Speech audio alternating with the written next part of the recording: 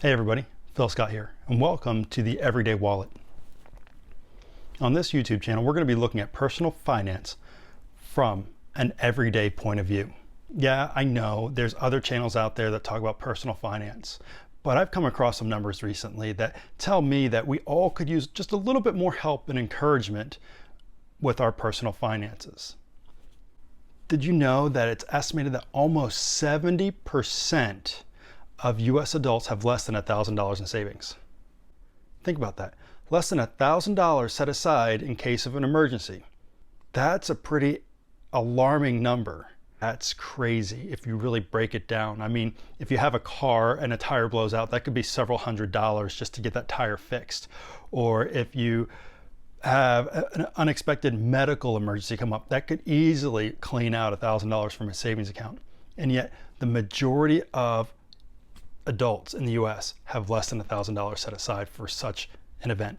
So go ahead and hit that like button and we'll get into a few other facts about personal finance and personal savings.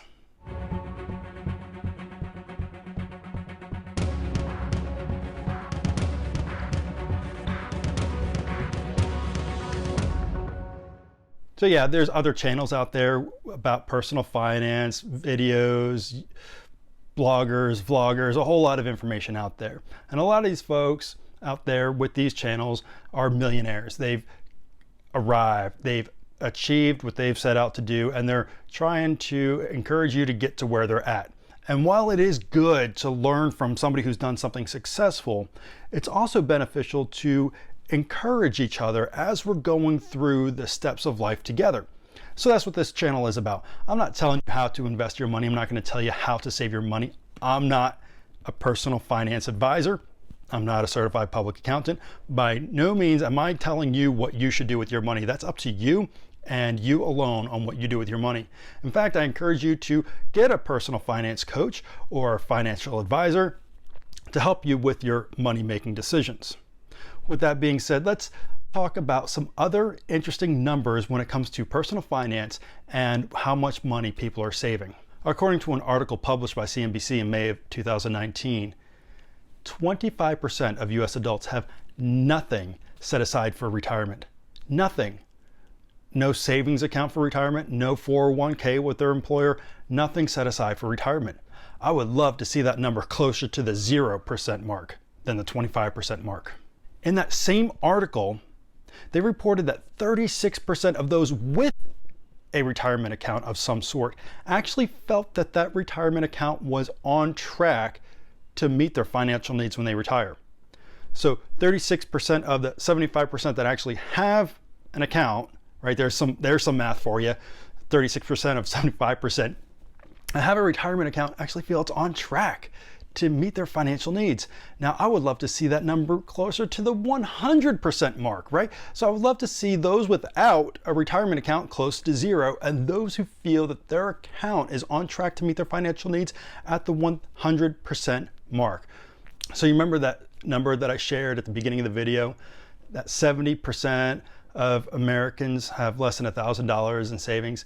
That comes from an article published by Go Banking Rates in December of 2019. That article reported that 69% of those surveyed had less than $1,000 in savings.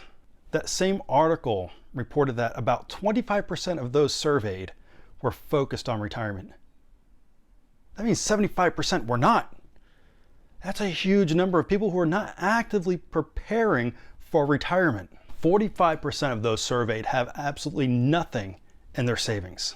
That same survey showed that the most common place for people to put their savings is a savings account. Right now, savings accounts don't have the best interest rates, and there's a lot better options out there for you to put your savings as opposed to a savings account and still have quick access to it if you need it.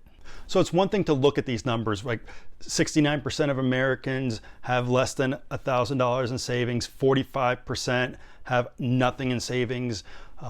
People would rather put money in a savings account than anywhere else.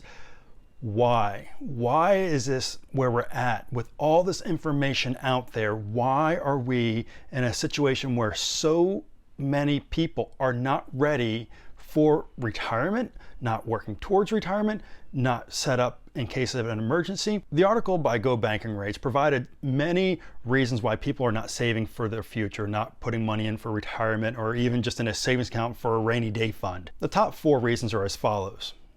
Number 1, people just are not making enough money. A lot of people are living paycheck to paycheck. 38% of those surveyed said that they would actually put money in savings if they made a little bit more money. Makes sense, right? Second reason why people are not saving money for the future is they have no job. It's hard to save for the future if you have no income. The third reason why people are not saving for the future is the cost of living in their area is just too high and they don't have any extra to set aside. Now the fourth one, and this is a big one, right? Even though 18% of the folks rated this as one of the top reasons why they're not saving for the future, this one is huge. This is one that we have the most control over. And that is 18% of those surveyed said that they are not saving money because of their debt. 18% of those surveyed are not saving because they have too much debt and they don't have anything left over to put into savings. Well, let's go back to that, 69% number of people without $1,000 in savings.